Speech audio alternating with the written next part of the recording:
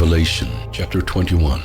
And I saw a new heaven and a new earth. For the first heaven and the first earth were passed away, and there was no more sea. And I, John, saw the holy city, New Jerusalem, coming down from God out of heaven, prepared as a bride adorned for her husband. And I heard a great voice out of heaven saying, Behold, the tabernacle of God is with men, and he will dwell with them, and they shall be his people, and God himself shall be with them and be their God. God shall wipe away all tears from their eyes, and there shall be no more death, neither sorrow nor crying, neither shall there be any more pain, for the former things are passed away. And he that sat upon the throne said, Behold, I make all things new. And he said unto me, Write, for these words are true and faithful. And he said unto me, It is done. I am Alpha and Omega, the beginning and the end. I will give unto him that is athirst of the fountain of the water of life freely.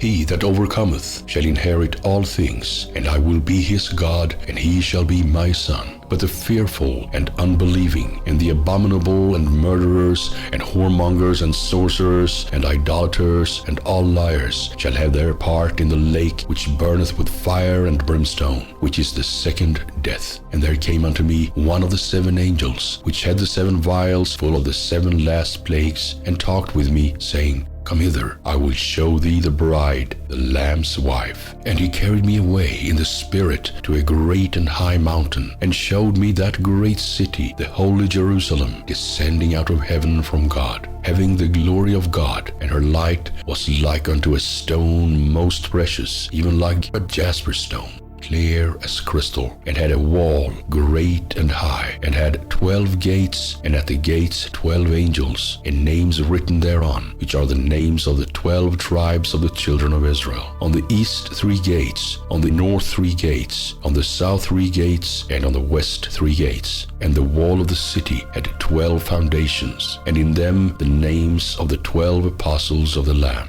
And he that talked with me had a golden reed to measure the city, and the gates thereof, and the wall thereof. And the city lieth foursquare, and the length is as large as the breadth. And he measured the city with a reed, 12,000 furlongs. The length and the breadth and the height of it are equal. And he measured the wall thereof, 144 cubits, according to the measure of a man, that is, of the angel. And the building of the wall of it was of jasper, and the city was pure gold, like unto clear glass. And the foundations of the wall of the city were garnished with all manner of precious stones. The first foundation was jasper, the second sapphire, the third a chalcedony, the fourth an emerald, the fifth sardonyx, the sixth sardius, the seventh chrysolite, the eighth beryl, the ninth a topaz, the 10th a chrysoprasus, the 11th a jacinth, the 12th an amethyst. And the 12 gates were 12 pearls. Every several gate